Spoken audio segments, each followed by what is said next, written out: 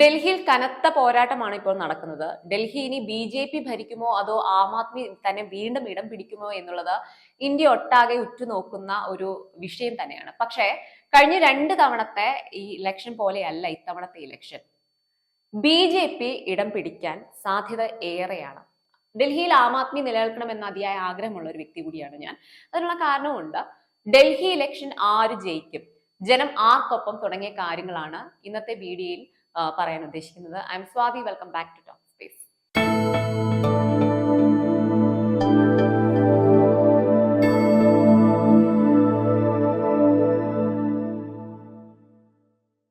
Delhi election മറ്റു ഇലക്ഷനുകളെ പോലെ അല്ല. ജനം ഉറ്റുനോക്കുന്നത് ഇന്ത്യ മഹാരാജ്യം ഭരിക്കുന്ന ഒരു സർക്കാർ തന്നെ ആകുമോ ഇനി രാജ്യ തലസ്ഥാനം ഭരിക്കാൻ പോകുന്നത് എന്നുള്ളതാണ്. അതൊരു വലിയൊരു ചോദ്യം തന്നെയാണ്. ഇന്ത്യയുടെ പല ഭാഗത്തു നിന്നും കാലാകാലങ്ങളായിട്ട് ഡൽഹിയിൽ വന്ന് താമസിക്കുന്നവർ ഏറെയാണ്. അതിൽ പകുതിയിലധികം പേരും ഇപ്പം വീടെല്ലാം വാടകയ്ക്ക് റെന്റിനെടുത്ത് താമസിക്കുന്നവരുണ്ട്. അതുപോലെ തന്നെ സ്വന്തമായിട്ട് ഫ്ലാറ്റ് വാങ്ങിച്ച് താമസിക്കുന്നവരുണ്ട്. അതായത് പല ഭാഗത്തു നിന്നും ജോലി ആവശ്യങ്ങൾക്കായിട്ടും അതുപോലെ കച്ചവട ആവശ്യങ്ങൾക്കായിട്ടും ഡൽഹിയിൽ വന്ന് ഇവിടെ സ്ഥിര താമസമാക്കുന്നവരാണ് കൂടുതലും. ആം ആദ്മി ഡൽഹിയിൽ വിജയിക്കാനുള്ള ഒരു പ്രധാന കാരണം അവരുടെ ഈ സൗജന്യ പദ്ധതികൾ തന്നെയാണ്. അതിൽ ആം ആദ്മി വിജയം കൈവരിച്ചിട്ടുമുണ്ട്. ജനത്തിന് പ്രധാന ആവശ്യം എന്ന് പറയുന്നത് രാജ്യത്തിന്റെ പുരോഗതി എന്നുള്ളതല്ല, അവരുടെ ബേസിക് നീഡ്സിനെ തിരിച്ചറിഞ്ഞ് അതിലൊരു ഉപായം കണ്ടെത്തുക എന്നുള്ളതാണ്.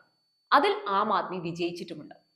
ഡൽഹിയിൽ 30 ലക്ഷം ആളുകൾക്ക് വൈദ്യുതി ഫ്രീ ആണ്. അതായത് 200 യൂണിറ്റ് വരെ ഫ്രീ ആണ്. 200 യൂണിറ്റ് മുകളിൽ പോയാൽ മാത്രമേ പണം ഈടാക്കുകയുള്ളൂ. ഞാൻ ഡൽഹിയിൽ താമസിക്കുന്ന ഒരു വ്യക്തി കൂടിയാണ്. അതുകൊണ്ട് തന്നെ എനിക്ക് ഒരു പേഴ്സണൽ ആയിട്ടുള്ള ഒരു അഭിപ്രായം കൂടിയുണ്ട്. ഡൽഹിയിൽ ഇപ്പം ഈ വിന്റർ തുടങ്ങി ഈ ഒരു നിമിഷം വരെ ഞങ്ങൾക്ക് 1 രൂപ പോലും ബില്ല് വന്നിട്ടില്ല. പക്ഷെ കറണ്ട് എടുക്കുന്നത് ഏത് സമയത്താണ്? ഈ സമ്മറിലാണ്. സ്വാഭാവികമായിട്ടും ഡൽഹിയിലെ അതിരൂക്ഷമായിട്ടുള്ള ചൂടിൽ ഇപ്പൊ ഫുൾ ടൈം AC അതുപോലെ തന്നെ ഈ കൂളർ തുടങ്ങിയവയെല്ലാം ഓരോ വീടുകളിലും പ്രവർത്തിക്കാതിരിക്കില്ല. അതിനാൽ അവിടെ അത്യാവശ്യം മോശമല്ലാത്ത ഒരു ബിൽ ആ സമയങ്ങളിൽ വരും. എന്നാൽ ഈ ഒരു ശൈത്യകാലം ഏകദേശം 4-5 മാസം വരെ ഇലക്ട്രിസിറ്റി ബില്ലിനെ കുറിച്ചിട്ട് ഒരു ശരാശരി ഡൽഹി നിവാസികൾക്ക് ടെൻഷൻ അടിക്കേണ്ട ആവശ്യമില്ല. അതിനുള്ള ഒരു കാരണം ഈ ഒരു പാർട്ടിയാണ് ആം ആദ്മി. ഒന്നോർക്കണം, ഡൽഹിയിൽ വൈദ്യുതി ഉൽപ്പാദിപ്പിക്കാത്ത ഒരു പ്രദേശം കൂടിയാണ്. മറ്റു സംസ്ഥാനങ്ങളിൽ നിന്നും വൈദ്യുതി കടമെടുത്താണ് സപ്ലൈ ചെയ്തുകൊണ്ടിരിക്കുന്നത്. അതായത് വലിയൊരു നിരക്കിൽ വൈദ്യുതി ഈടാക്കിക്കൊണ്ടിരുന്ന ഡൽഹിയിൽ ആം ആദ്മി വന്നതിന് ശേഷം ഒറ്റയടിക്കാണ് ഈ ഒരു നിരക്ക് കുറഞ്ഞിരിക്കുന്നത്. ജനത്തിന്റെ ഹൃദയം കൈയടക്കാൻ ഈ ഒരൊറ്റ കാരണം മാത്രം മതിയായിരുന്നു ആം ആദ്മി പാർട്ടിക്ക്. ഡൽഹിയിൽ താമസിക്കണമെങ്കിൽ ഒരു മധ്യവർഗ വിഭാഗത്തിന് വലിയ ചിലവായിരുന്നു പണ്ടൊക്കെ. കാരണം എന്താണ്? വിദ്യാഭ്യാസം വലിയ ചിലവുള്ളതാണ്. അതുപോലെ തന്നെ ചികിത്സ, ഇത് രണ്ടുമാണ് പ്രധാനമായിട്ടും ഡൽഹിയിൽ നിലനിൽക്കുന്ന ചിലവിന്റെ കാര്യത്തിൽ. എന്നാൽ ഇവിടെ എല്ലാം സർക്കാർ സബ്സിഡി കൊണ്ടുവന്നു. ചികിത്സയിലാണെങ്കിൽ പോലും സാധാരണക്കാരായ ജനങ്ങൾക്ക് സൗജന്യ ചികിത്സയും അതുപോലെ തന്നെ സൗജന്യ മരുന്നും എല്ലാം നൽകിക്കൊണ്ടിരുന്ന ഒരു സ്കീം എല്ലാം വന്നു. അത്രമാത്രം ജനത്തിന് പിന്തുണ നൽകുന്ന ഒരു പാർട്ടിയാണ് ഈ ആം ആദ്മി. പക്ഷേ ഡൽഹിയിൽ ഡെവലപ്മെന്റ്സ് കൊണ്ടുവരാൻ ഒരുപക്ഷെ ഈ സർക്കാരിന് സാധിച്ചിട്ടില്ലായിരിക്കാം.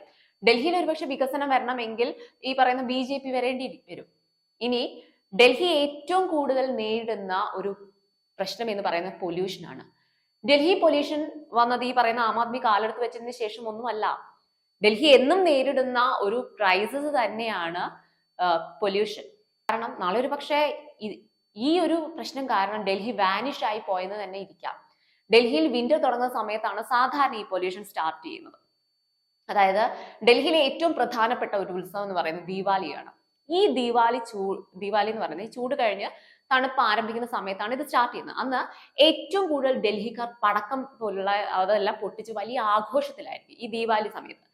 ഈ ദീപാവലിക്ക് ശേഷമുള്ള ഒരാഴ്ച ഡൽഹി പുകഞ്ഞുകൊണ്ടിരിക്കുന്ന സമയമായിരിക്കും. ഈ വീടിന് പുറത്തിറങ്ങാൻ കഴിയാത്തൊരവസ്ഥ, ശ്വസിക്കാനുള്ള ബുദ്ധിമുട്ട് അത് നേരിട്ട് അനുഭവിച്ച ഒരു വ്യക്തിയാണ് ഞാൻ.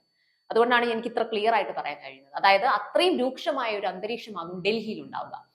ജനം ഇനി കുറച്ചു വർഷങ്ങൾക്കുള്ളിൽ ഡൽഹിയിൽ നിന്നും പൂർണ്ണമായിട്ട് മാറി തുടങ്ങും. ഡൽഹി എന്നൊരു പ്രദേശം തന്നെ പുകഞ്ഞില്ലാതാവുന്ന ഒരു അവസ്ഥയാകും കാണുക. അവിടെയാണ് മാറ്റങ്ങൾ കൊണ്ടുവരേണ്ടത്. അതിനുള്ള ഒരു പരിഹാരമാണ് കണ്ടെത്തേണ്ടത്. അതിനി ഏത് സർക്കാർ വന്നാലും ആദ്യത്തെ ഒരു പ്രയോറിറ്റി ഇതായിരിക്കണം. 2015 അതുപോലെ തന്നെ 2020 നടന്നിട്ടുള്ള നിയമസഭാ ഇലക്ഷനിൽ ആം ആദ്മിക്ക് ഉണ്ടായിരുന്ന ഒരു ആധിപത്യം ഒരുപക്ഷെ ഈ തെരഞ്ഞെടുപ്പിൽ ലഭിക്കില്ല. കാരണം 2015 ആം ആദ്മി വന്നതിന് ശേഷം 5 വർഷം കൊണ്ട് ആം ആദ്മി എന്ന പാർട്ടി ഡൽഹിയിൽ ഉണ്ടാക്കിയ തരംഗം അത് ചെറുതൊന്നുമല്ല. അത് തന്നെയാണ് 2020 വീണ്ടും ഡൽഹിയിൽ ആം ആദ്മിയെ ജനം നെഞ്ചോട് ചേർത്ത് വെച്ചത്. അത് ഏവർക്കും അറിയുന്ന ഒരു കാര്യമാണ്. ഡൽഹിക്കാരുടെ സ്വന്തം പാർട്ടിയായി ആം ആദ്മി മാറുകയും ചെയ്തു. എന്നാൽ ഇത്തവണ ആ ഒരു പ്രതീക്ഷയില്ല. ഇല്ല എന്നല്ല, പക്ഷെ BJP ആധിപത്യം നേടാൻ സാധ്യത കൂടുതലാണ് ഇവിടെ.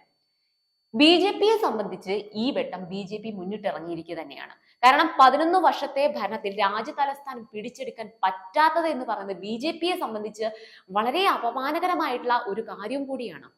25 വർഷം കഴിഞ്ഞ് ഇതുവരെ ഇപ്പം ഡൽഹി പിടിച്ചെടുക്കാൻ BJPക്ക് സാധിച്ചിട്ടില്ല. എന്നാൽ ഇത്തവണ ഡൽഹി പിടിച്ചെടുക്കുമെന്നുള്ളത് BJPയുടെ പ്രതിജ്ഞയാണ്. എന്നാൽ കോൺഗ്രസ് ഇപ്പോൾ ഡൽഹിയിൽ നിന്നും വാനിഷ് ആയി പോയ ഒരു പാർട്ടി കൂടിയാണ്. അതിനാൽ അവിടെ ഒരു അക്കൗണ്ട് തുടങ്ങുക, ഡൽഹിയിൽ ഒരു അക്കൗണ്ട് തുടങ്ങുക എന്നൊരു ലക്ഷ്യം മാത്രമേ കോൺഗ്രസിന്റെ ഭാഗത്തു നിന്നുള്ളൂ. അല്ലെങ്കിൽ അവരെ സംബന്ധിച്ച് അത്ര മാത്രമേ ഉള്ളൂ. എന്തായാലും നിർണായക ദിനം വരുന്നത് ശനിയാഴ്ചയാണ്. അന്നാണ് വോട്ടെണ്ണൽ നടക്കാൻ പോകുന്നത്. അന്നറിയാം ആര് ഡൽഹി ഭരിക്കും എന്നുള്ളത്. ആം ആദ്മിയെ സംബന്ധിച്ച് വലിയ വിശ്വാസത്തിലാണ് അവർ നിൽക്കുന്നത്. അതായത് ഇപ്പം മദ്യനയ അഴിമതിയെയും എല്ലാം നിലനിൽക്കുമ്പോഴും ഡൽഹി ജനം അവർക്കൊപ്പം എന്നുള്ള ശക്തമായിട്ടുള്ള ഒരു വിശ്വാസം കെജ്രിവാളിനും അതുപോലെ തന്നെ ആം ആദ്മിക്കും ഉണ്ട്. കെജ്രിവാളിനെ സംബന്ധിച്ച് ഇതൊരു രാഷ്ട്രീയ വിധി നിർണയം കൂടിയാണ്. ഇനി രാഷ്ട്രീയം തനിക്ക് തലയ്ക്ക് മുകളിൽ ഉണ്ടോ എന്നുള്ളത് ഈ ഒരു ഇതിലൂടെ ഇലക്ഷനിലൂടെ അറിയാൻ പറ്റും. ജനത്തോടുള്ള പൂർണ്ണമായ വിശ്വാസമാണ് പാർട്ടിക്കുള്ളത്. എന്നാൽ BJP അഭിമാനം നിലനിർത്താൻ അങ്ങേയറ്റം വരെ പോവുകയും ചെയ്യും.